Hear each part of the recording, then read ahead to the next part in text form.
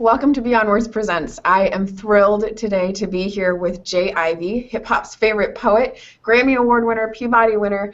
I could go on and on and on and on about all of the amazing things that he has done, and the crowning achievement, at least we think so. Next week he will be publishing the book Dear Father will be coming out to the world. So be sure to pay attention to that and just say, welcome, Jay. Welcome to the show. Thank you so much for having me on. I'm very excited to be here. I'm so excited. And so everybody knows if they have questions or you want to participate in the conversation, you can use the Google Hangouts app and submit your question. And then also be sure to subscribe to our channel on YouTube, like us on. I want to show everybody this book so they can see just this fantastic cover. I love the picture and I love the title treatment and everything. But this is your Dear Father is the poem that to me it just seems like it launched things for you and that it really set things on fire. And I'd love for you to share with everyone the story behind it, what the poem means to you, how you got even to the point of writing and poetry. So your life story, essentially. Here you go. Okay, all right. So life for me began in Chicago. I was born at the University of Chicago a month of Sundays ago, and I came up on the south side of Chicago. My father was a DJ who I would actually listen to on the radio before I would walk to school in the mornings. And my mother, she is now a retired nurse. So I grew up, me and my two brothers grew up on the south side. For years, my father was in my life when I was younger. But as life went on, turns became an issue, like for, many folks dealing with life. And my folks ended up getting divorced after alcoholism and drugs became a factor. So once the divorce and the separation happened, I didn't see or hear from my father for 10 years. Now, within that time, me and my folks, we moved out to the south suburbs where I went to high school. And it was my junior year of high school when I started to write, and that started from my English teacher. She gave us a homework assignment to write a poem for just for homework, just write a poem. And me, I didn't want to do the homework. I wasn't trying to write a poem. I was good at writing notes to girls, but that was the extent of my writing expertise. And but I knew I had to do my homework, so I did the piece. And the next day, she surprised everyone in class and she said, "Look, you have to read your poem in front of the class." So I read my poem, like everyone else. To my surprise, after the class, she pulled me to the side. She says, "Look, you have a very nice speaking voice. I want to put you on the show." I said, "A show? I'm not trying to do a show." I was very shy to myself. I'm like, I'm trying to do all that. So I didn't do the show. A little while passed, and she said, "Look, I have another show come up. Last time I asked you to do this show, you faked me out. This time I'm not asking you. You have to do this show." So she gives me this script to learn after me deciding to take on her challenge. And I learned the script. I was super, super nervous. Did not want to get on stage, but I got on it. My first time on stage, after putting this piece, I received a standing ovation. Really just didn't know what I fell in love with, but I fell in love with being on that stage, having a moment to express myself, being able to witness a room full of strangers stand up for me and applaud, and it was overwhelmingly it was a transformation that occurred on that stage that day. So from then, I was going to her like, "When's the next show? When's the next show?" So from there, I did every show throughout the rest of my high school career. Off to college, I was performing in college, and college is where I started to write poetry because of a girl. Wrote a poem to this girl, and she loved it. Our friends loved it, so I took it to my English professor. My English professor loved it, and my English professor said, "Look, we have a show. I want you to perform the show, to write a poem and perform it." And I was like, "I can perform what I write," because then, I was so here I am now performing my own poetry, and it was a transformative moment for me because I was able to express my own thoughts and ideals and my own creativity, and it was a beautiful feeling. So from there on, I just kept performing, and poetry became such an entry of my life. It opened up a lot of doors. It it allowed me to see who I was. With every piece, it was like a piece of a mirror was revealed to me, and I was able to see another side of myself. So I carried that, picked up that torch and ran with it and started performing throughout Chicago when I got home from college, and that led to a lot of other opportunities. And as life went on, and as I wrote and wrote and wrote, these pieces of reflection, I would find myself looking at the parts of me that I didn't like it, or the parts of my life I didn't like it, and one being that my father wasn't there. So as things were on the upside for me career-wise, things were building and time was going on. I was feeling great in regards to my career, but starting to feel very bad in terms of my father being there. And it was a point in my life when I went to my cousin, my older cousin, Julia. God bless her heart, I love her. And she told me, I was telling her about how I was feeling in regards to my father, and she told me, like any big cousin or big sister would, she said, look, she said, in order for you to get past this pain, you have to learn how to forgive. Mm-hmm. And her telling me that, it rang in my heart and my mind for months and months and months. And I finally got to that point where I was ready to forgive, even though I hadn't seen my father and he still wasn't in my life. I decided to forgive. Miraculously, the night I decided to forgive him, 2 weeks from that night, he called me out of the blue, and we had a chance to reconnect. And it was such an emotional moment, being on that phone and hearing my father's voice, and I'm like, who is this? And he's like, this is your father, and it was, the floodgate, was open. I cried several rivers that day, and it was so many tears of joy and so many just overwhelming feelings. I was so happy to hear my father, and I told him I forgive him, told him I loved him, and days after that I went to go see him. After that moment, a year and a half later, my father, he passed away. So it was just a roller coaster of emotions. I felt I was happy that I was able to see him and reconnect with him beforehand, but now here I am, a young man, and I'm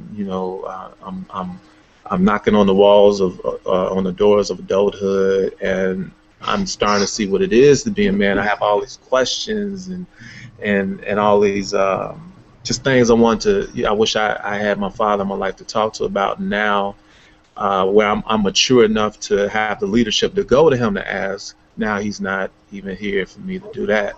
So I felt a little robbed from that moment. I felt cheated, and I was frustrated all over again.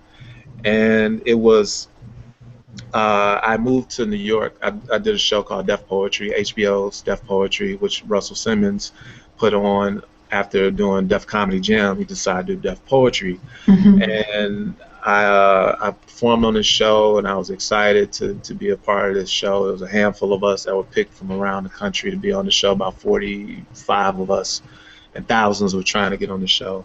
And I was blessed enough to be on it. And after doing the show and being well received, I decided to move to New York. And it was when I went to New York, now here I am in this big city, and there were a lot of moments, a lot of explorative moments of self where I was looking at who I was, because now here I am in the biggest city in the world, one of the biggest cities in the world, trying to survive, trying to stand on my own two as a man and find my way with my gift, because I wasn't working a 9 to 5. It was just me and this gift of poetry that I had. That was my only sword and my only shield was this pen and this pad. And I was making moves. Things were going great, and I was very excited. But on the flip side, I was hurt because my father wasn't there. So I remember having this conversation with my mother one day, and she called me. She said, "Look, and this was after spells of depression and not talking to my mother, and not talking to my wife or my girlfriend at the time." And my mother called me up. She said, "Oh, what's going on with you? You haven't talked to me. You haven't talked to Tari. What's happening with you? What's going on? I know something's wrong." And I said, I was like, all right, well, this is what's happening, because I'm the type, like many of us, I don't like to just pour all of my problems on the others, so I keep a lot of things to myself. And this is what I was doing. I was keeping a lot to myself. But when my mother called that day and said, "Look, what's happening?" I decided to tell her how I was feeling. And that day, after her letting me vent for my moment, she just lit into me, and she said, "Look," she said, "your father was a good man. Let him rest in peace." And when she said it, something just sparked in my spirit and my soul, and I knew that she was right. I knew my father was a good man. He might not have been there for my entire life, but at the core, in my hearts of hearts, I knew that my father was a good man. I knew he had gone through things as a child that caused a lot of pain in his life, and he grew up not knowing how to deal with that pain and those struggles, and eventually passed that pain on to me and my brothers. So when she said it, I decided I knew that she was right. I decided that I didn't want to deal with this pain anymore. I wanted to be happy. I wanted to enjoy the moments that I was in, and a lot of great things were happening, and I wanted to enjoy them. So I decided to write my father a poem. Decided to write him a letter. So I wrote him this poem called "Dear Father," and there were tears on the page when I wrote it, but they were the happiest tears that have ever fell from my eyes, and I felt so much better writing that piece. It made me a much better person, a much better man. I could feel the weight, that pain just melt off of me. And when I began to, or decided to share the poem and go to the stage and do what I do, which is perform, when I decided to go and perform the poem, immediately that weight, it continued to lift, and layers and layers and layers that I didn't even know existed, would start to melt off. I have a quote that says, "If you don't deal with your emotions, one day your emotions are going to deal with you." And I found myself in that space, battling with these emotions, and finding myself beginning to win in that battle, because I was able to express and able to get it all out. And I was very, very thankful and grateful for the entire journey of that moment. So, in a nutshell, that's my life in a nutshell. Well, and we here at Beyond Words have actually had the immense pleasure of having you come visit and perform for us, and it was shocking how vulnerable you were in that poem and sharing that poem. And I know that you shared it, I have no idea how many times, but many, many times, and it seems you just transport yourself back into it, like, deeply, and I see that transformation. Like, when we watched you go through it, like, I could see that transformation over again, and it was amazing. And for anybody out there watching, if you want to see the video of it, Jay has taken the time to create a really beautiful video of Dear Father, the namesake poem to this book. You can go onto YouTube and find it, and we'll post the links in the comments in the Google on YouTube when we're done with the interview. But so, Yes, Jay, yes. that writing the poem, of course, is its own amazing accomplishment. But it seems as though that poem has inspired you to take on something even bigger. And can you tell us a little bit about that?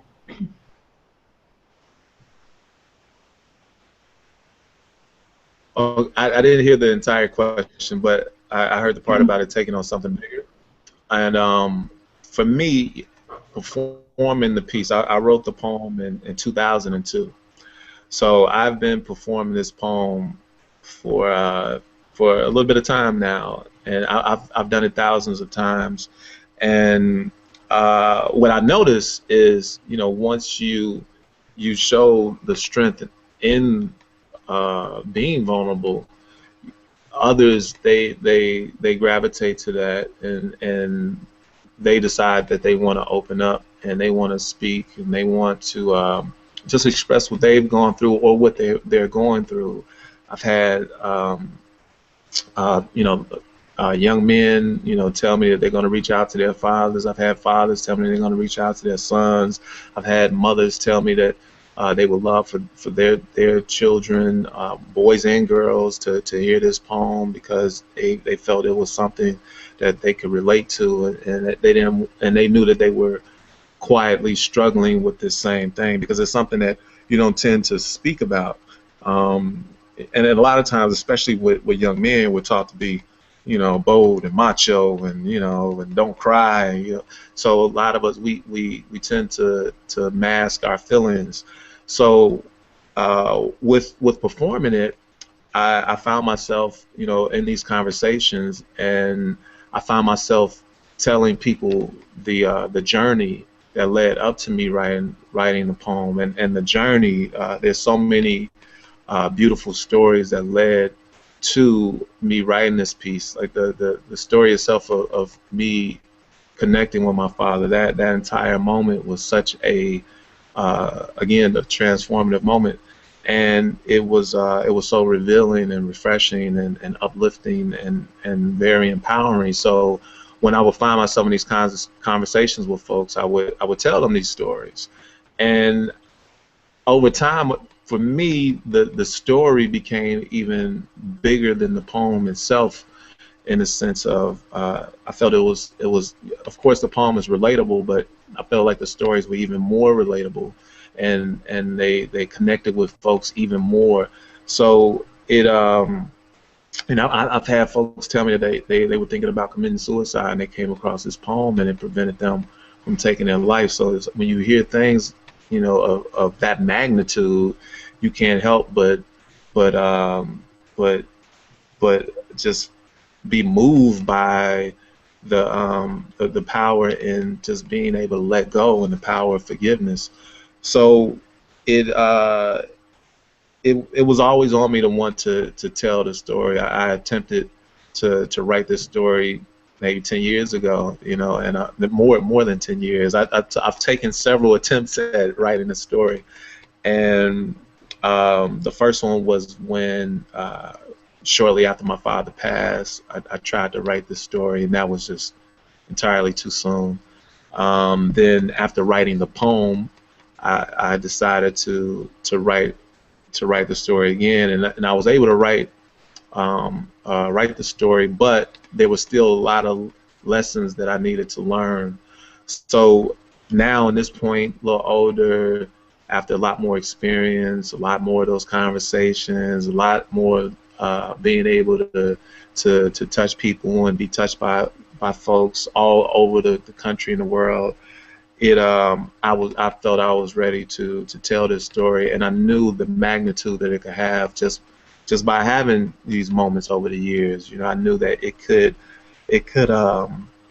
just touch and reach people in a way that maybe they haven't been touched. So it was important for me because I've had a lot of amazing people in my life over the years that have inspired me, uplifted me, motivated me, even when they didn't even know that they may have been doing that. So I wanted to use this story to have that same effect on others, because I know there's a lot of everyone in the world has a father, and even when it comes to the fatherless, 43% of Americans are growing up in fatherless homes, So it was important that people knew that it wasn't just it was important for me to that people knew it's a colorless issue, it's a sexist issue, sexless issue, it's a ageless issue. This affects everyone, no matter your race, creed, color, no matter if you're young or old, no matter if you're man or woman, adult, child. It affects us in so many ways. So I knew it was important to tell this story because I felt if we could better ourselves, then we would be able to better those around us. Because when you're going through things, you tend to hurt those that are closest to you.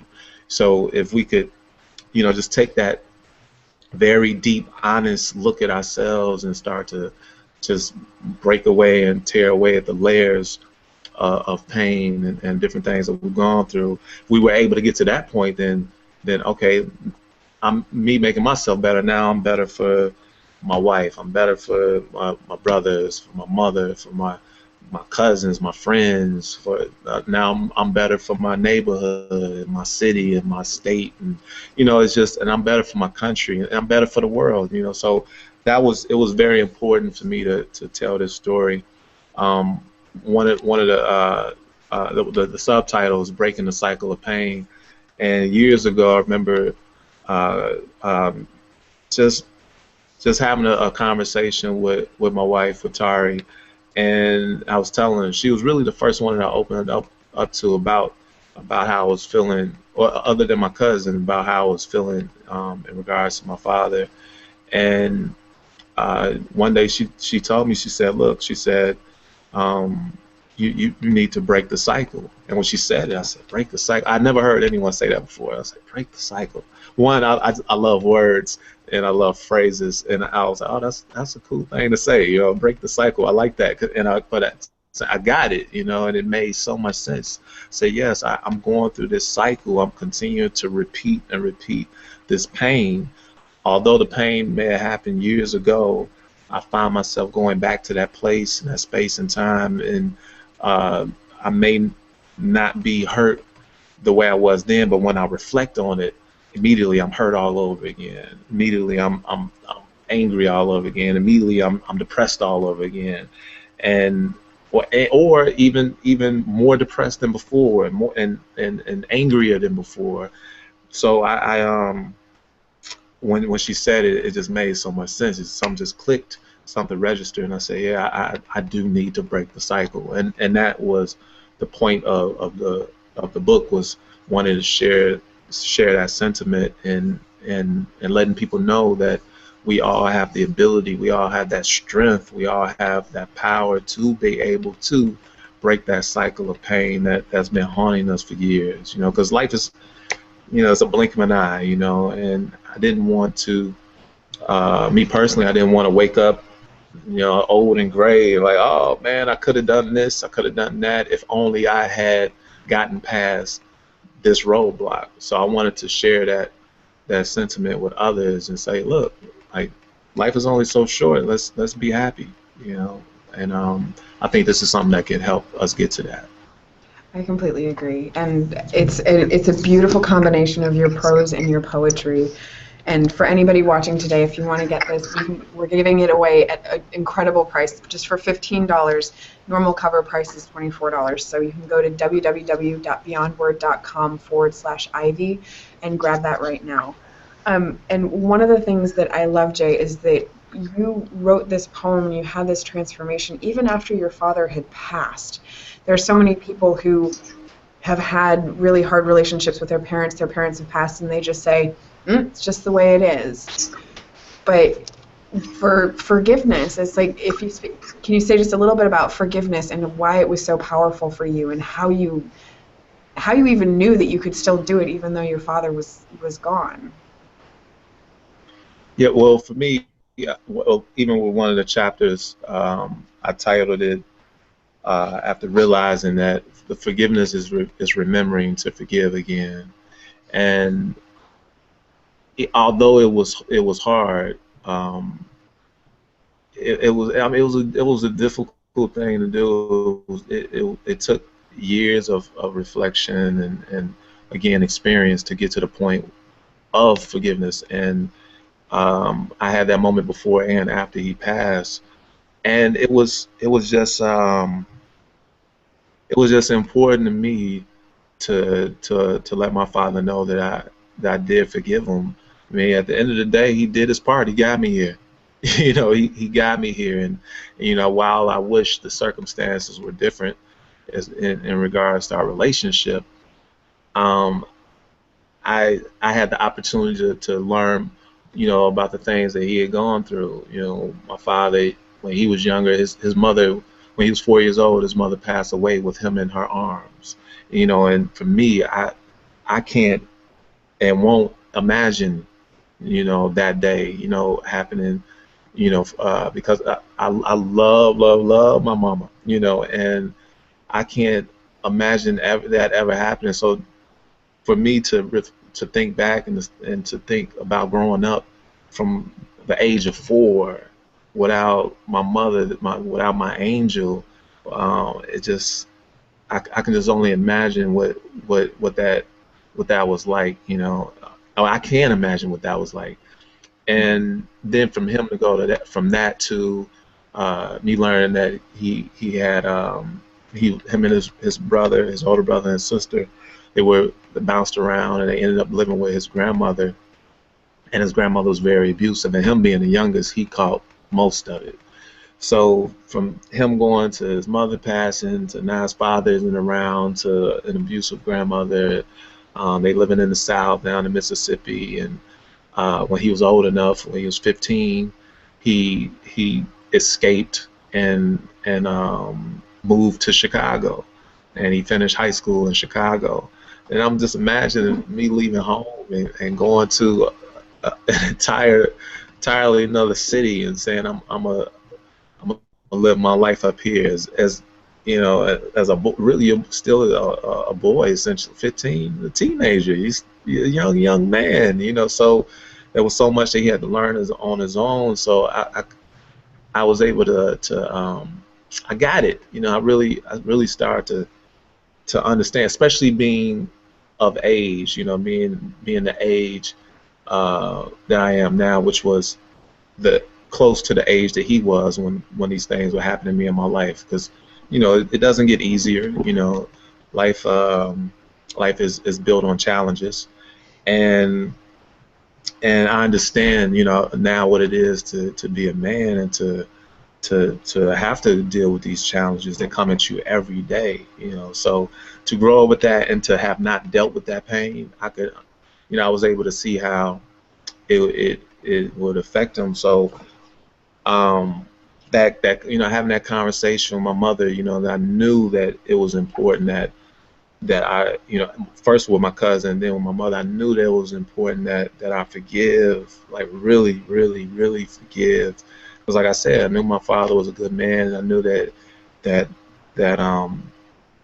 the way things happened, that wasn't, I don't think that was his intention, you know, for it to happen the way it did. Yeah. Well, and I love both what your mom and what Tari said to you, in that, you know, she just let you know. And well, it almost seems like she kind of jarred you to go and look and see who really was this man that was your father. Like, you knew him from Yeah. when you were born until when he passed, but there's so much of his life that happened before that, and it's so easy for all of us to just forget that our parents had lives before we were born. And we Right. don't know, unless we ask, we don't know what got them to where they are in this moment, in this Right. day, and reacting how they do. And then being able to recognize that if it's something that you are inspired by and want to continue, then doing that. Or if it's something that you're like, yeah, maybe this doesn't work, actually breaking that cycle and Right. finding something new like you have. Right. And the other thing is, I looked at him as, you know, one of the stories speaks on superheroes. There's no such thing as superheroes, and that was, you know, you look at your parent, especially when you're little, you look at them as being invincible. You know, like nothing hurts them. You know, like bullets bounce off of them, and they, you know, they can jump over buildings, and you know, you just look at them as being indestructible. And so I never put feelings in that scenario when I thought of my father. I never put him having feelings, you know, into the equation, you know. But he was a human being just like anyone else, and he had feelings and he had things that he went through and had to cope with, and at times maybe he didn't know how to. I don't know. I wish I was able to have those conversations with him, but in my spirit, you know, I feel that that's what it was. I still to this day I hear my father's voice. I know he's with me. He talks with me. He opens up doors that I wouldn't be able to open on my own. Even with one of the beautiful things with this book is my father. He passed November 15th of '99, and I was offered a book deal to write a book about my father on November 15th of 2013, and I knew that was an ordained moment. That was a, like, thank you, Dad. Like, I know you're here with me, and I know you're still protecting me and my family, my brothers, my mother, and my wife, and and everyone who you cross paths with. I know you're still, you know, working with us like I feel the ancestors do, and he's an ancestor that he's watching over this whole moment, and I love him for it, and I'm so grateful. You know, I'm grateful to have a gift. Always often wonder, like, why do I have this gift? Like, God, why did you give this to me? You know, not, please don't take it away, but I wonder, like, why did you choose me to have this ability to tell stories and to write poetry and to be able to communicate in a way that some can't, and be a voice for the voiceless, and then on top of that, to give me this particular story to be able to tell, because I feel like it will help so many people, and that's the ultimate goal and wish is to help. I always tell people, my father, he was a DJ, and my mother was a nurse, and I feel like part of my mission is to use my voice to help heal people, and I'm just grateful to be in a moment to be able to do that and continue to do that. Well, and one of the things that inspires me so much about the work that you have been doing beyond just your performing is that you have gone into schools and that you have shared this work with them, and that you have inspired kids to write their own letters. And I know that, I don't know if this is under wraps, I think it's probably still under wraps, but just can you speak a little bit about your work with kids, and like how do grown-ups help kids move through something like this? Yeah, I've had the blessing and opportunity to work with with children, with young adults for years and years and years now, and for me it was important because there were so many people that did the same thing for me. There were so many speakers that would come to our schools and on career days, and they would speak to us. There were so many teachers that would lift us up and motivate and inspire us and take their time and energy to teach us and lift us up. There were so many mentors, from uncles to my grandfather to good friends, to my wife, to my mother. There were so many people that always lifted me up. So for me, I always felt a responsibility to give that energy back, with hopes that one day that they'll give it to someone else. So I've been working with kids for years now, and it's such a blessing because there's so much joy, so much light, and so much potential that you see when you work with them, and so much creativity and intellect, and I mean there's so much promise with them. So for me, I always wanted to help them cultivate those things. I wanted to help them see who they are, because a lot of times, like for me, if there wasn't a Miss Paula Argue, who said, you have a nice speaking voice, I'm making you do this show. If there wasn't a Miss Argue, I don't know what I would have been doing. I was playing football, running track. I wanted to be an athlete. I love Jerry Rice. So I wanted to be the next Jerry Rice, and I think I could have been. I think I could have done it. But if it wasn't for her, I don't know where life would have gone. So for me, I wanted to be that reflection, to be that example, to go and help show young people who they are, and help them exercise this tool, because we all have the ability to write. We just have to tap into it and learn how to use that ability. So to be able to go and have workshops and have moments where I just have a career day moment, or just a motivational speaking engagement where I have the opportunity to speak to them, is no bigger joy in the world. And one of the things I noticed, even on the topic of Dear Fathers, is we've had groups of children we work with, and I will perform the poem for them, and we would ask them to write their own letters. And when I say, I've seen some of the brightest young people not know it.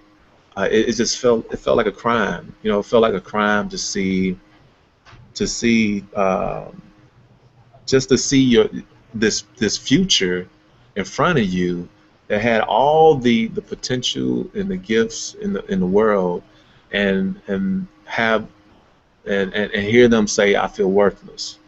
Like that, it was just heartbreaking. I remember this one child. Her name was Heaven, and she was a little angel, and she one of the most gifted writers I've ever seen. And she was at the time was in maybe fourth, fifth grade. Just impeccable writer, and she wrote this piece, and in it she said that she felt worthless, and we were sitting back just blown away, like how, like you like you how do you feel that way, you know? Because I'm thinking back to when I was that age, and I'm like, I don't think I was able to write the way she's able to write at this age. I mean, she's just extremely gifted, and you know, to hear that and to hear others, you know, with a similar sentiment, it was heartbreaking. So you know, it just further push the importance to continue to inspire and continue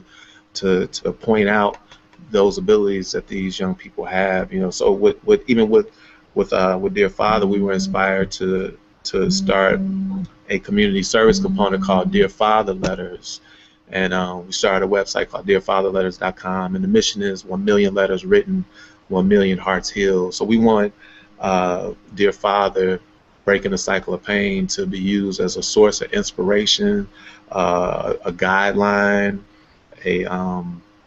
just a moment for not just young people, but just anyone to be inspired to write a letter to their father. And it doesn't matter whether the relationship with your father is good, bad, or ugly. We want everyone to write a letter to their father. Again, young, old, black, white, Latino, man, woman, child, young, old, it doesn't matter. We want everyone to write a letter to their father and start this dialogue, continue this dialogue, and continue this healing process, because a lot of us, we really need to heal. Again, if you don't deal with your emotions, one day your emotions are going to deal with you. And I think there are a lot of cases where we act out of anger, we act out of sadness and depression, and a lot of times we don't even realize where that anger is stemming from. We don't know why we're feeling down and hurt. We don't know why, and a lot of times it goes back to our childhood. A lot of times it goes back to absentee moments. It goes back to lack of confidence and low self-esteem, and all these different elements that were created when we were children. You know, so that's very important for me, and we're going to continue that mission. We're going to get these million letters written, so we can get to 2 million and 3 million and 10 million, and we're going to continue to heal together and collectively. And maybe someday 7 billion letters can heal the whole world. Yeah, why not? Let's do it. Let's go for it. So I'm curious, because I really want to write a letter. I really want to participate in this. But so how do I participate? Do I just sit down and write a letter? Do I let you know? Do I send it to you? Yeah, send it to DearFatherLetters.com. I actually wrote in the book. Bam. Did y'all see that? Bam. That's my book. So I actually wrote a guideline in the book. I actually wrote a guideline in the book, and the guidelines is on the website as well. And I'll read a little bit of it. Step one for me is to slow down. It says we move so fast through life, we get caught up in the pace of living, and we forget to take a moment to assess where we are and to visualize where we want to go. Thoughts fire off and we react. The goal is slowing down and taking the time to meditate, breathe, and focus on who you are and where you want to go. Find your quiet space, relax, slow down your mind. Step two, get it out. Pick up a pen, pull out some paper, sit down and get it out. Hear what your heart and soul are saying. Write down your feelings. Relieve the pressure that your emotions build up. Let go of the pain. Release. Make space. Detox your spirit. Cleanse yourself of your emotional waste so you can fill up on what's to come. There's nutrition in your ability to tell your story. There's strength found in reading what's been written. There's new life found in your ability to love without interruption. And it starts with two simple words: Dear Father. Step 3, love what's revealed. Embrace your truth. Accept what it is. Accept what is and what isn't. Don't be afraid of who you are. Embrace the skin you're in. Escape the confusion of your enigmas. Fall in love with yourself and your story. Be happy with the ups and downs that have shaped you. Everything does happen for a reason. Don't run from your truths. Don't hide from your imperfections. You are imperfectly perfect. Your path has been designed for you to learn and pick up tools for the next chapters. And the last step, step 4, is activate. Take action. You're not here forever. Use what you have learned about yourself to move forward. Without fear, without doubt, with your heart filled with love and positivity for yourself and others, take control of your destiny. Go hard. Believe in your abilities and thrust ahead, knowing that each and every day is a new chance to start again. Work on your dreams. Remember your future. Remember to smile. Remember to laugh. Remember to help and love yourself so you can help and love the next. Remember who you are and choose to be happy. Dreams don't come true. They are true.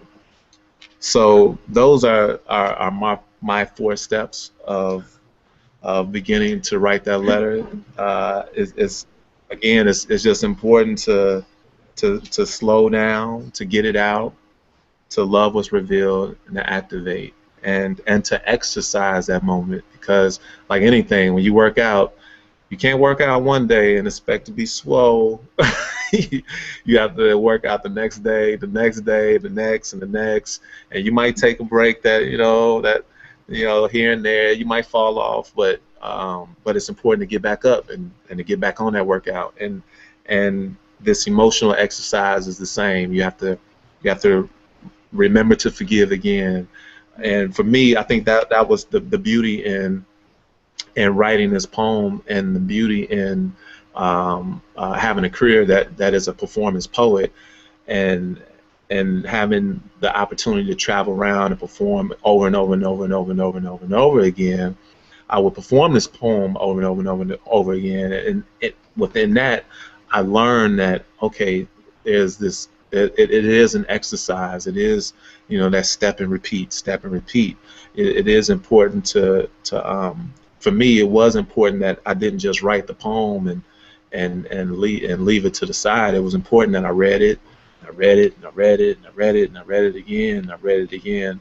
And now I read it, and I don't feel that sadness. I don't feel that sadness. Even though when I perform it, I go to that space so people can feel what I felt at the time, but I'm so happy and I'm so grateful. Me and my pops are so that we so tight, and I know even in this moment when I was able to when I got this book in my hand, I was able to hold it and open it for the first time. I knew that he was so proud.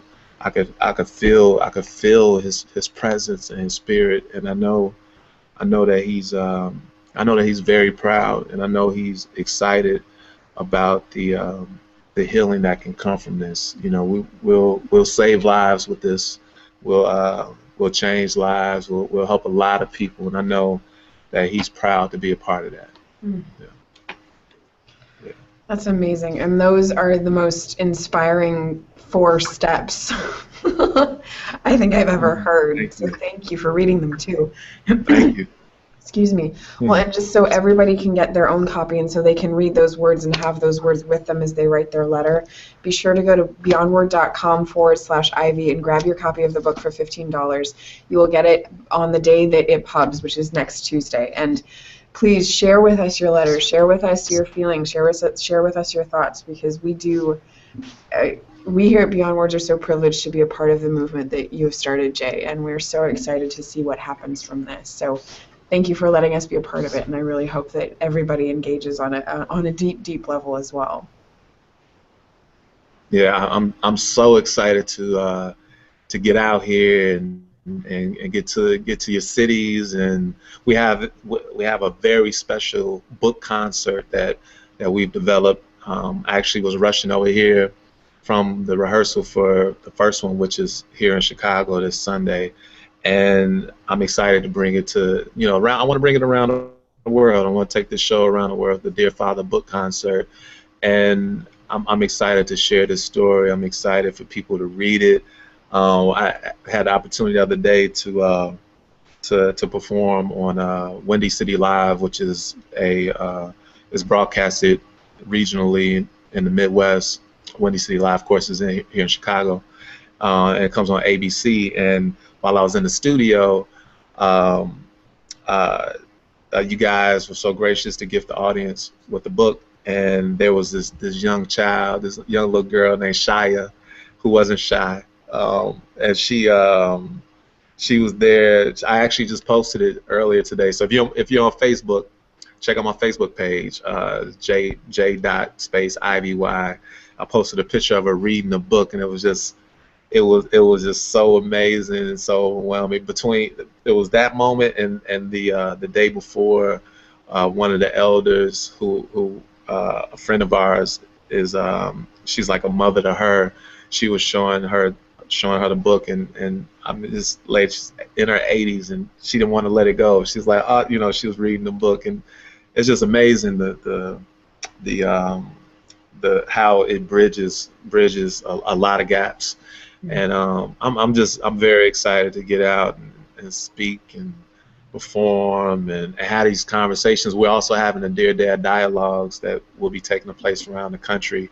So I'm very excited to have these conversations, meet up these town halls style discussions that we'll be having. And just check the website and hit me up. I'm on Twitter. I'm on Instagram. My handle is at J, the letter J _IVY on both Twitter and Instagram. We'll be posting and letting everybody know where we at, and on my Facebook, of course. And man, get the book. Get the book. Get the book. It comes out next Tuesday, but you can pre-order it now on Amazon, Barnes & Noble. You can pre-order it on our website. Of course, you can get it for the $15 on our website today. And so, Jay, one of the stories that I love, and you told your story about Kanye West on Windy City Live, so I want to go for the other story that you did not tell on there, is John Legend at some point in time recently, well, not so recently, but he was on Oprah, and Oprah asked him, how did you get the name John Legend?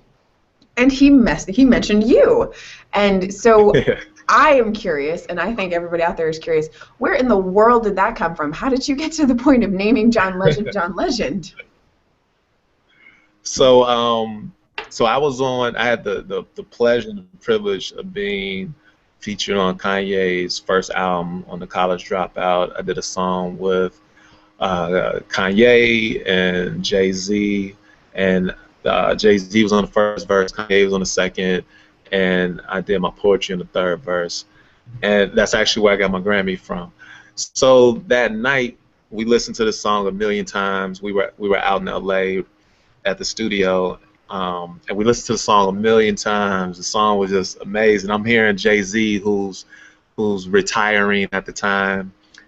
He didn't, but he took a break. But I'm hearing him, and I'm hearing Kanye, and we know who Kanye is about to be, who he already was, and what he was about to do. We knew he was gonna just tear down so many doors and become this huge megastar.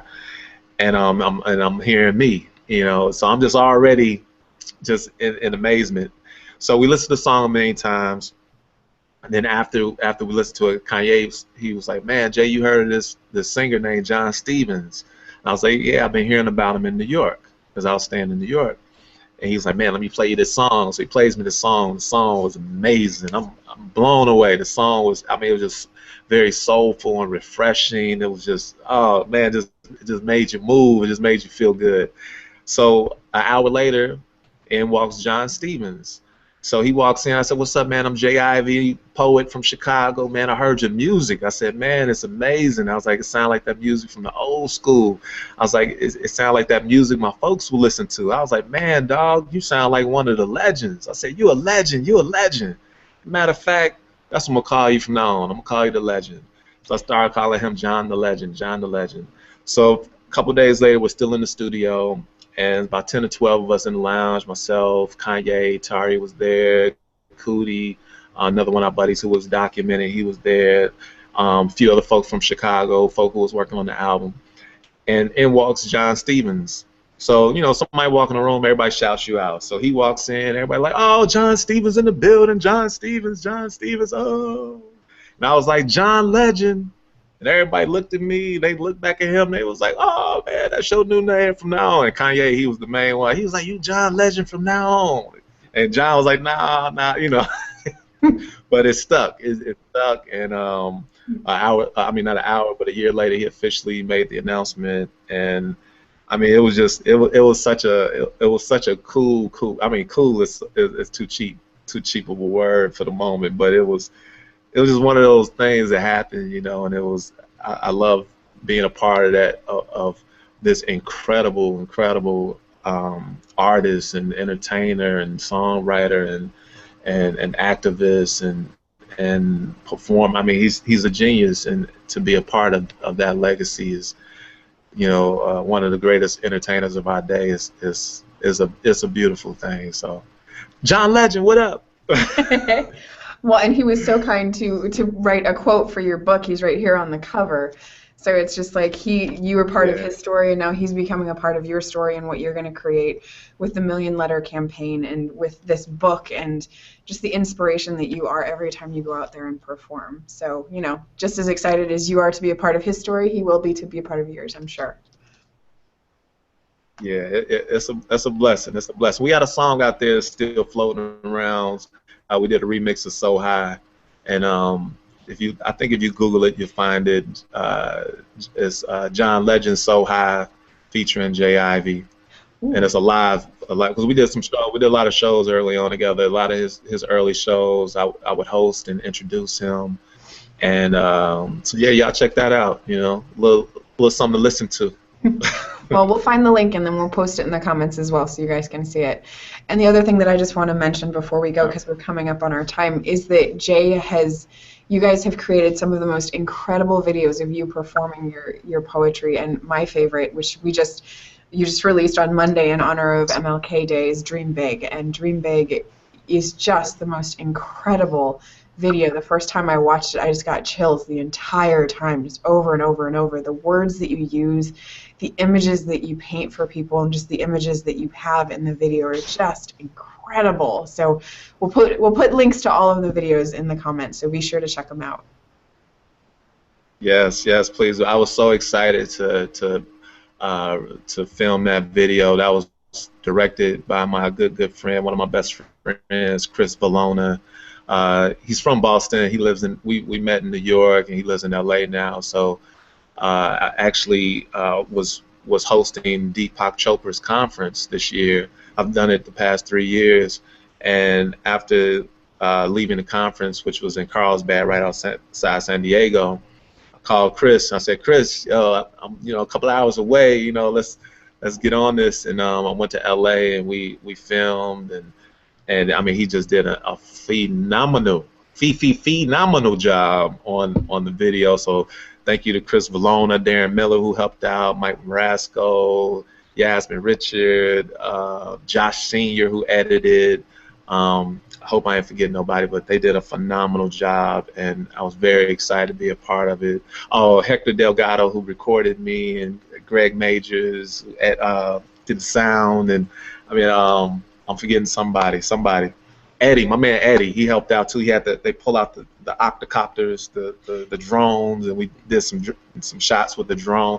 It was such a fun time. So please check out Dream Big, and pass it along, pass it to everyone. Like you said, we released it for MLK Day Monday, and it was such a beautiful moment to pay homage to Dr. King, who was my greatest, or one of my greatest inspirations and influences, especially when it comes to performing. I always wanted to speak with that power that Dr. King spoke with, and affect people the way he did with his voice and with his mission. And so it was an honor to release it in dedication to him. Dream big. Dream big. Absolutely. Well, Jay, we are about at our time, and I just want to remind people one more time that they can grab the book for $15 at beyondword.com/IV. And then I also just want to say thank you. Thank you for taking the time. I know you're crazy, crazy busy right now, right before the launch of the book. And as you said, you even had to run here from a rehearsal. But thank you for taking an hour of your time to share your stories with us and to be here and be the inspiration that you are so that we can share this with the world. Oh, thank you so much. Pleasure to be here. If you're in Chicago, I'm about to shoot to DePaul University to do a show this evening, so come on out there. And thank y'all for having me. Thank you for taking the time to listen. Thank you for getting the book. Thank you for being a part of this. Thank you for writing that letter that you're gonna write. And thank you for just being open to this healing process. I'm excited. And always remember, dreams don't come true. They are true. I love that. Jay Ivy. I love it. I love it, love it, love it. And join us next week, Debbie Reber, who is going to be here. Her book, Doable, just pubbed yesterday. And she will be talking about the 5 things that always stop us and how to break through them. So it's going to be a great week next week. And Jay, we will see you on the big screen.